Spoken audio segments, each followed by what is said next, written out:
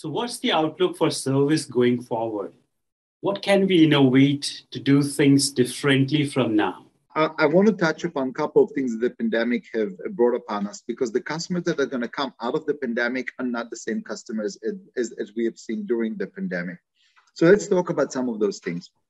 The number of people that started to use digital services in the first 5 months of the pandemic is equal to the number of people who joined digital transformations in the last 10 years. The amount of digital usage is dramatically different, which means we have a lot of late adopters and not so savvy digital players coming into the space and playing with digital. That's one thing. But let's go to the more critical piece. Avi, each and every one of us live with safety nets. We believe that there are authorities that can help us when we don't know what the answer is. And we're counting on these authorities. And what happened during the pandemic is every one of our authorities collapsed. Our health system said, we don't know. Our academic system said, we've never seen it before. Our governmental system have said, we're trying our best. We don't know. We don't have a textbook for that. Our religious system said, we don't know. Go to God. I don't know where the answer is. You look at everywhere and the UN collapsed. HMO collapsed. I mean, nobody knew. I mean, think about it from an existential place as a human being. My safety nets, my authorities that's supposed to support me have collapsed on us. And what we have experienced, which explains the anxiety and depressions and so on and so forth, is an extreme helplessness. But there's hope, because on the same time, many of us have responded with extreme empowerment. We have seen double-digit growth in new businesses around the world. We have seen the Great Resignation, where 20 million Americans from April to August of last year said, we're resigning. We're starting a new world. We are finding our purpose. Our customers are going through a fundamental structural change in how they perceive where the power is and who's an authority, if at all. They are the authority now. We need to understand that. We need to reestablish trust in that new person that is saying, I am the authority. Additional thing is our customers have gotten used to a certain level of agility that they've never had. Before that, they had routines. I'm going on vacation. I'm going to work. There were routines. We had to reinvent ourselves. We have flexed the muscles of agility in a way that we've never done before.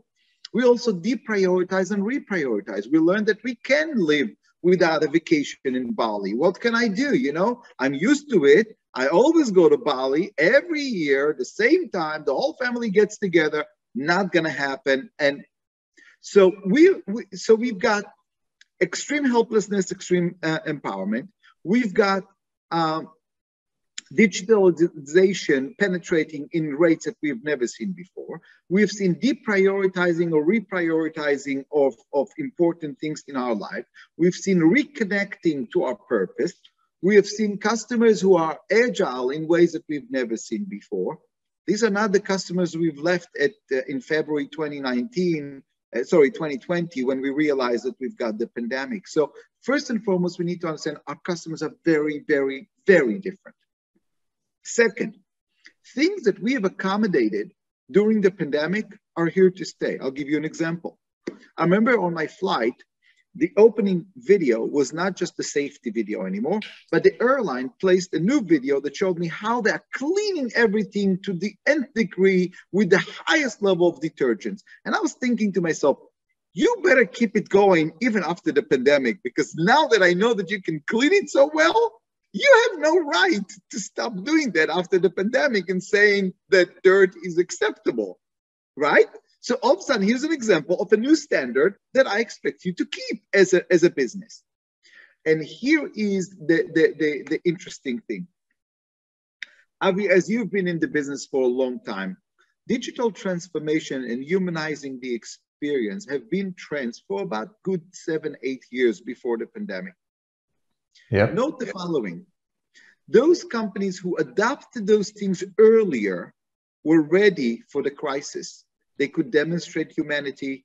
They could demonstrate compassion because their people were already well-trained, ready, empowered, and so on and so forth. They've got the digital and online capabilities that their brick and mortars are no longer their only source of revenue and success. So what it shows us, which is corresponding to my last book, Next is Now, which was published in 2018, our core competence is our change resilience, our speed and scope in which we adapt to new things.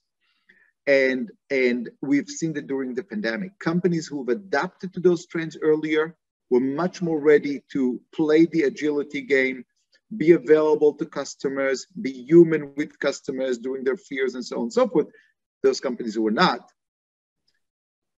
their formulas collapsed. And I think what we are going to see moving forward is change resilience is going to be the new core competence. Change resilience, which is the scope and speed in which you adapt to change, is gonna be by far more superior than your products, than your solutions, than your R&D, because it's about understanding your customers as they keep on moving and shifting and changing. So it's amazing. We need to read your books and make sure that we do so. It's definitely a must read for all the viewers.